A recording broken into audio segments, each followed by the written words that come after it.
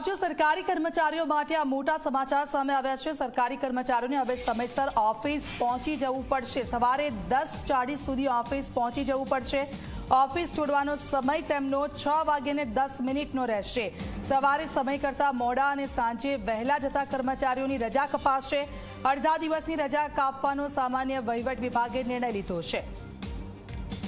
તો આપ જુઓ, ઓફિસ છોડવાનો સમય 6:10 રહેશે। 10:40 સુધી ઓફિસ પહોંચી જવું પડશે। સંવાદદાતા હિતલ અમારી સાથે ફોન લાઈન પર જોડાઈ ગયા છે। હિતલ, સરકારી કર્મચારીઓ માટે હવે જે સમયગાળો છે ફિક્સ કરી દેવામાં આવ્યો છે કે જે લોકો વહેલા જતા રહેતા હતા તેને લઈને આ નિર્ણય લેવામાં આવ્યો છે, શું? જી દીક્ષિતા, ચોક્કસ એવું કહી શકાય કે જે ગુઠલીબાજ કર્મચારીઓ છે અથવા કર્મચારીઓનો જે સમય આપ્યો છે એ સમય કરતા મોડા આવવા અને વહેલા જવાવાળા જે કર્મચારીઓ છે એમના માટે આ કડક નિયમ કરવામાં આવ્યો છે। સ્વાભાવિક છે કે 10:40 સુધીમાં ઓફિસમાં હાજર થઈ જવું પડશે।